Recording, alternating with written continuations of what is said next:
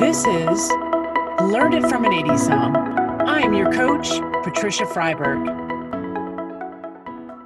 Brooke Spendlove spent 15 years in the healthcare IT industry as an implementation specialist, product manager, and content specialist before deciding that she wanted to be part of a much needed change in healthcare on a more personal one-on-one basis.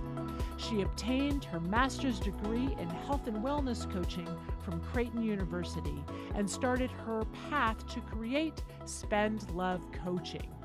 What began as a desire to help clients, quote, fix themselves and hit their ideal weight and size, quickly transformed into a robust coaching program that addresses the reality that 95% of those that lose weight on a diet regain it back and then some within a couple of years.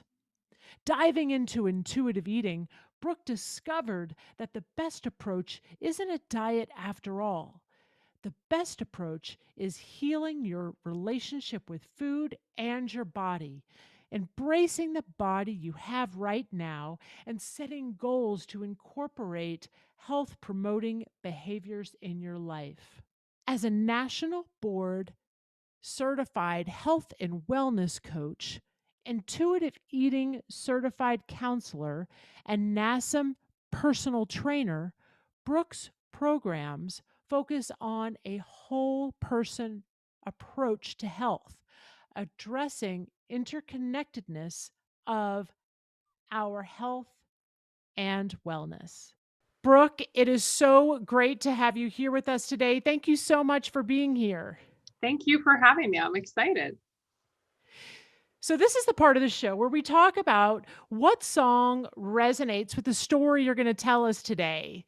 So without further ado, Brooke, what is your song choice from the 80s? Can I get a drum roll, please? It's U2. I still haven't found what I'm looking for. Oh, such a great song. I have a couple stats on this one. It came out in 1987. It's from the album The Joshua Tree. It actually was their second consecutive number one hit. It was also nominated for 2 Grammys. In addition to that, it's known as one of the greatest tracks in music history. You picked an amazing song. I did. I can't deny that. I also was able to see them when they did the not reunion tour, but the Joshua Tree anniversary tour, and hear it live. I mean, that cemented it as one of my favorite songs. So 100%, and beautiful song choice. But Brooke, share with us your story. Okay, great. So why I chose this song, a handful of years ago when I decided I wanted to go back to get my master's degree in health and wellness coaching, I really had kind of a crooked journey of how to get there. And I really thought, I am going to figure out how to fix my body and that'll help women and moms do the same thing. And it was in that journey that I just kept, like the song said, I just kept looking for the next thing that would work, that, something would work for a little while, but then it would stop working. And as I was getting my master's degree, I was learning more obviously about the human body and what it can do and how amazing it is. And specifically, I had an experience where I was kind of at the end, kind of my rock bottom.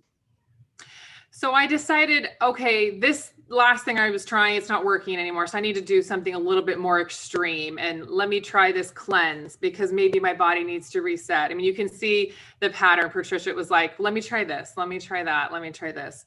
So this particular time I realized as I was doing it that I would never have a health coach client to do this. And I really hit kind of a rock bottom for me. And I actually was praying with my kids. I realized my husband was out of town. I was doing it when he wasn't there, so he wouldn't see what I was doing. And I realized I actually heard the words, you need to stop. Spirituality is one of my strengths, and I know we'll talk about it later. But for me, I realized that in that moment that I needed to really look at what was I actually looking for. And the elusive, perfect, body or whatever it was as a health coach, that wasn't what I was looking for anymore. So I really did a 180 when it came to the style of coaching and what I was looking for as far as what I wanted to teach my clients and what I wanted to coach on. So for me, that ended up just a complete shift into becoming an intuitive eating certified counselor and looking at, okay, I don't want to keep shrinking. Why am I always trying to keep shrinking? Why do these women want to keep shrinking? And it's time for us to show up and stop being afraid to show up and, really find that and the journey of trying to always get smaller and lose weight, it is a journey that you will never find. You'll never arrive at that place. And that really ties into the story of that song, because there's really no resolution if you think about the words, and there's no resolution in a journey that's based completely on your physical appearance. Yes. So for you, it was really about, recognizing what was going on, really tuning in, having that message, like receiving the message when you're with your children that, okay, this has to stop. And then it sounds like just was pivoted, your whole message and really changed your whole trajectory of how you're coaching, because so many people have that mentality. And I've been in the fitness industry. I know we have that in common, and, getting ready for fitness DVDs and, all of those things, that pressure we put on ourselves to be and look a certain way. I'll share with you just something that came up when you were speaking about it. When I was pregnant, I did a prenatal DVD. It was called Belly Beautiful Workout. So the whole idea was that I wanted women to feel beautiful when they were pregnant, no matter their shape or size. I'm naturally a bigger person. Like if you go on my 23andMe, you'll see will be heavier than most people. I mean, like it says that. I'm like, oh, well, there you go. It's in my DNA. There's nothing I can do about it. Right. And, and so, with Belly Beautiful Workout, that was my message. It's like, I filmed it in my last trimester. But then when I went to do a postnatal follow-up, I had an incredible amount of pressure on myself that I needed to lose the baby weight.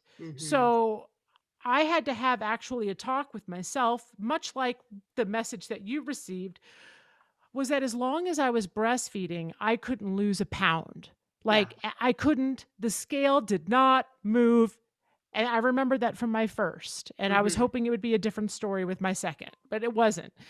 So I said to myself, I'm like, what's most important, and my son had a health issue. And so it was really important that I give him as much, of my immunity as possible. But yet I still wanted to look the part for this, follow-up DVD. And I just said to myself, no, this is the reality. This is what it's like, to lose the baby weight after. It's not easy for everyone. It took me, a solid year. So I went ahead and recorded it, when, the scales hadn't, changed at all. And what was most important was the health of my child. And also what was important was the message I was sending out to everyone, which is, it's okay. Give you self-compassion, right? Give yourself time. And then also really getting rid of what is that ideal? Like, what are we looking for, here? Talk to me more about your practice and how you coach people. I'd love to hear more about this. This was so interesting to me as I was reading your story. Well, I approach it. I mean, intuitive eating counselors, they can be nutritionists, social workers. They really can run the gamut as far as how they coach and how they introduce intuitive eating. For me, because I'm a health coach, I focus on whole person health and how really our health is made up of so many different aspects of our life. It's not just our nutrition and our movement. And so the way I coach my clients is, let's look at all those different areas, and I weave intuitive eating into those, because essentially the practice of intuitive eating is all about raising your awareness and becoming the expert of you again. Diet culture, dieting in general, always is telling us, look outside. You have this plan. This plan will tell you what you need to eat.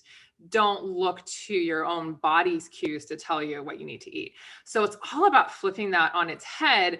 In every area of your health, it's all about, okay, you're the expert of you. Let's develop those skills again in your nutrition and in your movement, but also in your emotional health and in your stress and your sleep, so that you really do have just a breadth of tools to take care of yourself again. So in my actual 6-month coaching program, we go through those different areas of wellness, and intuitive eating and awareness is all just really woven into those. And then I do a lot of education, obviously, with that, but we do the one-on-one coaching to help process through, because really when you decide I'm done restricting, I'm done dieting, you really need support in that, that aspect, because the world will tell you that that's not okay. You do need an outside source to tell you what to eat. You do need to look smaller and to show up smaller, and trying to help women realize, no, you don't. Show up the way you are right now. You don't, you were made for this. You weren't made for just looking a specific way. That really requires a lot of support and help processing that shift in your mindset.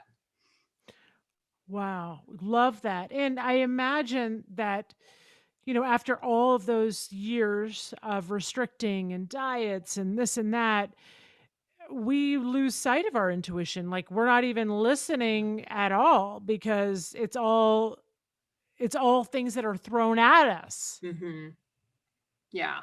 There's always a period of fear, essentially. And so especially, I always liken it to a pendulum. When you hold a pendulum back, or when you restrict a lot and you're always focused on eating the right thing, if you let go of that and then allow yourself to eat, allow yourself unconditional permission, you allow yourself to really feel like, what do I actually want to eat? There's usually a little bit, think about a pendulum, it swings over. It doesn't stop in the middle. It swings kind of to the extreme again. And that is all about, that area, it feels scary, because people are like, well, there's no boundaries. There's no structure. That's scary. You have to get to the point where you allow that pendulum to settle back into the middle. And so that's really why coaching is important for this process, because most people, they'll start that part, they'll swing over and go, wait, I can eat whatever I want. I don't trust myself. I can't do this. And it's helping them to do it in a way that doesn't feel scary, and allows them to just allow that natural process of getting to the middle of going, yeah, food is just food. Yes. There's no crazy energy around it anymore of fear or overexcitement.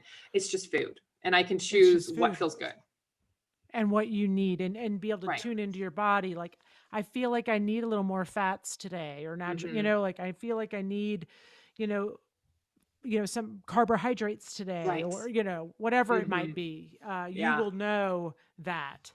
Right. Now, I'm thinking about your story and how you pivoted, during that time from, that day that you were on your knees praying with your kids, and then all of a sudden, okay, wait, this is the direction I'm going. How was that process for you? There was a lot of self-doubt. I'm not going to say it was some beautiful 180 and everything was fine. Yeah. But I had to personally say, okay, very similar to my clients, I'm drawing my line in the sand. I'm not doing any more restriction, any more diets after this. And there have been times where I've been like, oh, well, maybe. And I'm like, no. And that was in the beginning. It's like a little bit of self-doubt, I think, is a little bit normal. Right. But for me as a coach, knowing that I was going to be in front of people, there was always that, that original doubt of being like, well, what if I don't look like what a health coach is supposed to look like? Who's going to hire me if I don't fit that specific mold? So, I had to look past and move past those years of the fear, and, realizing that my own fat phobia, like, why am I afraid of being bigger? I had to Right. rely a lot on forgiving myself for falling into that trap, but recognizing, hey, this is $75 billion, $75 billion diet industry that wants me to question this. So it's Wow. natural that it would be hard. And that's the same kind of grace that I want my clients to give themselves too, because they'll be like, oh, I started to doubt myself again. I'm like, you're living in this like ocean of messages coming at you. It's okay. But you have to, as you up level your awareness, you see, okay, those messages want me to shrink. They want me to always be looking to be smaller. Why? And question those. And when you question those, you realize, it's about promoting and introducing health promoting behaviors into my life. My weight, there's so little we can control with our weight, to be honest, that if we can put that on the back burner and just focus on health promoting behaviors, we will be so much better for it. Wow. Love that. Love it. So in that, I mean, I imagine because when you were going through the process, exactly for your clients what that feels like. And then you also are hyper aware of what marketing out there, the $75 billion, business is Mm-hmm. throwing out to everyone. And it's almost like, having that shield to deflect, okay, this is coming at me. That's not, send it back, Mm-hmm. and I imagine, how important it is to have a coach Yeah. because, our shield, while we have it up, but we have those days where our minds, the mindset isn't there, it's just, we may have woken up, we're tired, we may have been stressed about something else. And having a coach, I can imagine just having that passenger, in your car there to support and help you, guide you, and deflect, Mm-hmm. some of that marketing and all of that coming Yeah. at you. I mean, I'll tell my clients all the time, I'm like, I built this program with a lot of lived experience. I mean, obviously I don't have the exact same experience, but I can almost always relate to on some level, what they're dealing with, Hmm. even just a few weeks ago, deciding, I need to get new headshots for my business because the ones I have are old. And those immediate reactions of like, oh, well, how's that going to look? Or what do I need to do? And then talking about with my clients, okay, when those come up, and they will, just expect them. Those days Yeah. where your body image isn't where you want it to be, you have a toolkit of like, okay, what are some things that I want to do to reset and recognize today's just not a great body image day, and that's okay. And I can pivot and shift. Beautiful. Yes. I love that. So tell me, when looking at the strengths that you have such a beautiful package of strengths. How do you feel with the VIA strengths assessment that you took? How do you feel those strengths really resonated with the story that you told us, and also with your practice? Right. Now, I already mentioned, my top strength is spirituality. And so Spirituality. for me, especially during that challenge that I specifically outlined, I had to draw on that because I had to really look into my soul with some honesty. Hmm. And I have found in general that my faith is always something that carries me and is just really foundational to who I am. So for me, when I have that, and that's, that duck is good, and it's a constant touch base for me, the rest of my Hmm. life fits into place. And so I can rely, knowing that I feel really at peace with what I'm doing, then that Yes. really helps me to feel like I can go forward. Some of the other strengths that I have kind of round out my top five are Yes. gratitude and humor. And those, especially in the last year, just everything everyone's been dealing with, I just had to be grateful for what we did have. And, I look back with the growth of my business or dealing with some of the things, I'm like, we were able to do this, kids, all of you doing online school for 6 months. And you know Yes. if we can do that, we can do a lot now that you are going back to school. And now that I do Yes. have 6 hours a day of being able to It's devote to my business and helping clients do that as well, is look at the good, especially gratitude's a big one. Looking at the good that your body does for you on a daily basis. Really Love fast. that. Have you ever heard of the rabbit effect? It's a study that I just got a hold of earlier this week. Yeah, no, tell us about it. Okay, this is totally different than what I was supposed to talk about, but essentially it was a study done in the late 70s, I believe, where they were looking at atherosclerosis in rabbits. And so they had a very, a scientific study. Their rabbits are coming from the same place. They have their control. It's all very, very well planned out. But they noticed that with this group of rabbits that all had the exact same diet and everything, they would have expected to have the exact same metabolic numbers. But there was a group of them that were like 60% lower. And why? And they could not figure out why that one group of rabbits were so much healthier in their numbers until they finally figured out it was one particular scientist who was giving those rabbits their food and their all the things, and taking care of those rabbits. And she would talk to them and she would sing to them. And she just applied a lot of compassion because that's the type of person she was. And I've thought about this a lot, of how our compassion, our gratitude, how we approach ourselves, we're that scientist that's talking to ourselves, how that actually, improves so much our overall health. And we, for so long, so many of the women that I talk to and coach, it's all about like, I am going to guilt and shame myself into changing, and not recognizing how detrimental that is to their overall health. And so helping women and moms specifically just embrace that compassion for themselves, that's become a huge thing for me. And I draw on, my strengths like appreciation of beauty and gratitude, like just those, you cannot be healthy without those in your life. Yes.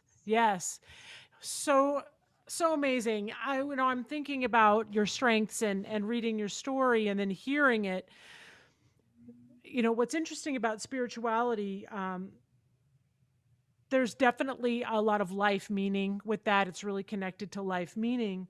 But what's interesting about gratitude, which is your second, it's your other top strength, is that you see oftentimes work is as a calling, and how interesting it is, coupled with your spirituality, receiving the message, and then wanting to help others, and seeing that work calling, like, wait a minute, I'm going to completely, like you had said, just kind of pull the rug out, from it all, and say, no, this is the message. And so you had that calling that day to make changes of really, of perceptions that are so significant among women. Right.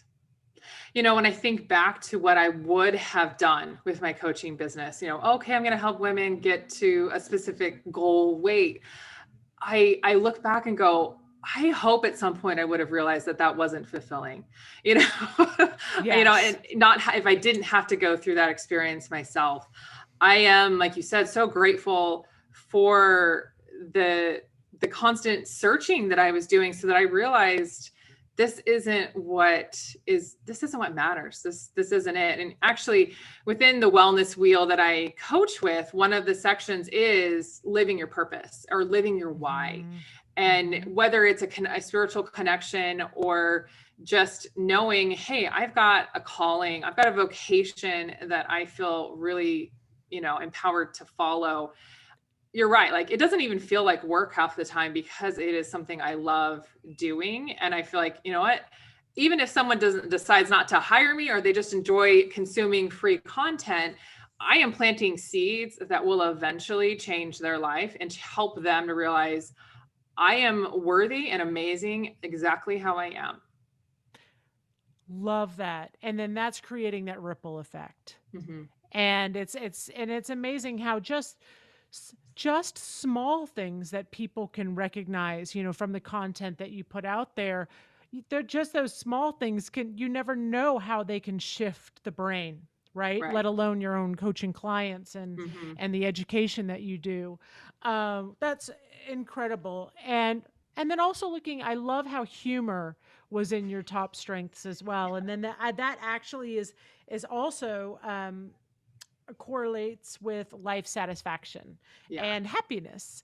And I, when I saw that was in your top strengths, it's in mine as well. I knew we would have a great conversation, and I knew we would laugh a little bit today. And I think that positivity, that we bring, and that humanity that we bring to coaching clients, and especially dealing with, shifting the brain from the perceptions that we've been given over the years, from marketing, from just passed on generation to generation, about how we are supposed to look, and how it's never good enough, it's never small enough, like you said earlier. How we can use humor to help maintain that positivity. Yeah. Especially when you're dealing with, like you said, that mindset shift in the beginning, there's usually a lot of anger, and I say, let the anger fuel you for a while, because you feel like my life has been taken from me, and I've given up so much of my life in this pursuit of something that's not real.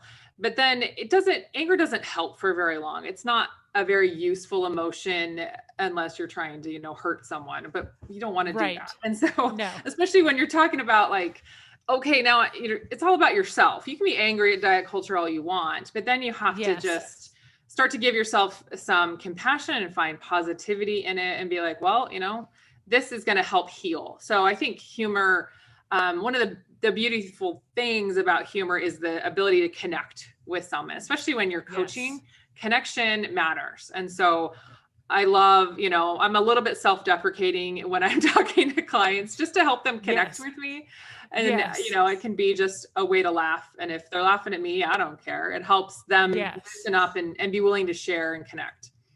Absolutely. Yes. The connection is key, and it makes all the difference in the world. And to see that you are there as a human, there to support them. And because it is scary when you start making those changes and change mentality, the change talk, and, all of that goes along with it. It's a real challenge, because we're all creatures of habit. Yeah. Yes. Developing new neural pathways is not always fun. Exactly. So what action item, and looking at, as a coach and with your clients, what action item would you have for our audience today?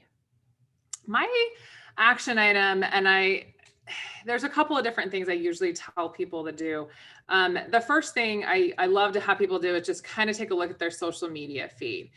If you're not looking at a wide variety of female bodies, when I say that, if you're following a lot of like Instagram influencers or fitness influencers, et cetera, that can really start to weigh on you. If you're, it's a lot of before and after. So I love to have people take a look at their social media feed and curate it, and get it to the point where you're seeing health in lots of different sizes and colors and shapes of people, so that health exists in every size. I had to do that for myself when we talk about journeys. That was one of the first things I had to do, is like, I'm following all of these women that are showing me, look at me, I was bad before, now I'm good. And it's like, well, my after looks like your before, so does that mean I'm bad? Right. So right. I really had to like silence and hide and stop following a lot of those people, to get to the point where I could see, okay, if I take away my diet mentality and see health as a much more broad definition, I can see what health is really. And health doesn't look the same in everybody. So that's like my first real takeaway, is to look at that. And then the second one I would say is, as you look at your health, I always have my clients start with a wellness wheel and look at the different areas of their health, and just kind of look at like, what is it? Is it a 1 to 10 scale? Where am I at? Yes. The first thing is to put weight loss on the back burner. That's really hard for a lot of people to do, because like, oh no, that's the reason why they want anything. I want to lose weight. And the reason why I say that is if weight loss is always your first goal, you're never going to let health win out. The weight loss will always become the first priority, and you're not going to really build that awareness, and you're not going to really learn how to become the expert of you. So if you can put weight loss on the back burner and then put just introducing those health promoting behaviors on the front burner, that's where you're going to start to see actual improvements in your health and in your mindset and your mentality. So if you can do those two things, you're on a really good path, because you'll start to see like, oh, well, that's dieting telling me I need to look smaller. And that is, I don't have to look like that. So it helps you to become just a little bit more curious as to like, why are those messages being yelled at me all the time? So those are my top two things to have people start to do to just plant those seeds of small change. I love it. That's so interesting. With some of the clients that I've worked with, it really has come down to self-care, and it's amazing when we take our, put our needs, first, but like, the oxygen masks that, we hear a lot about. And it's true. If we really look at that wheel, like you were talking about, the wheel of life, and then looking at where does all of this fall for me, and how can I take better care of my health? And it's amazing how just those shifts, like you're mentioning, can have incredible health outcomes. And one thing, especially with that wellness field, that I love to talk about is like, you think about like a flat tire, you don't just pump up one area of the tire, as you input a little bit of air, the entire tire will inflate a little bit at a time. And so I really discourage my clients from like focusing on one area a ton, like let's do all the goals in this area, because incremental small goals in a lot of just little areas, that's what's going to overall inflate the tire or overall improve your wellness. Because if you're, maybe like you said, taking care of your emotional health a little bit better, then you're able to look at your nutrition and go, I actually feel better when I eat this for breakfast. Like it all just is a domino effect, or just an overall, sum, what's the word for it? Like the sum effect is greater when you just address small changes in a lot of different areas rather than big ones in one area. Love that analogy. It's really amazing, really solid. Thank you. So audience, we have our marching orders. We know Brooke has spoken, and we are all on it together. Check out your feed, really take a look at your life in general. And if we could just pay a little more attention about 360 degrees of our life and not just that one piece, we're all better off. So Brooke, this is the part of the show that I love to talk about 80s trends.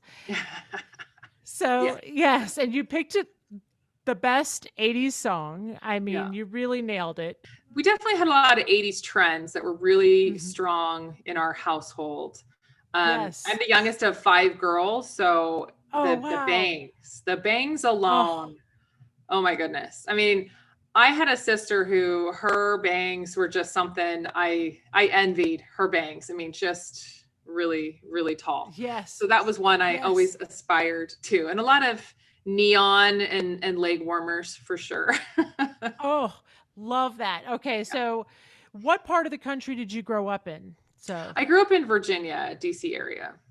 Oh, okay. Very good. So down south, our bangs just tended to be, because I grew up in Tennessee. Yeah. So our bangs just happened to be a little bit bigger than the rest of the country, So I was a good friend with Aquanet, White Rain. And then, to spray, you have to spray the hair first, then watch it sizzle with the curling iron just to get a little more lift, and maybe repeat it a few times.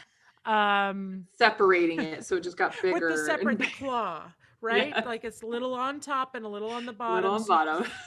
Yes. Yes. I don't think my hair has been the same since. Not mine. Yes. Okay. And then leg warmers, 100%. Gosh, they just need to stay just forever, right? That just is a trend that needs to.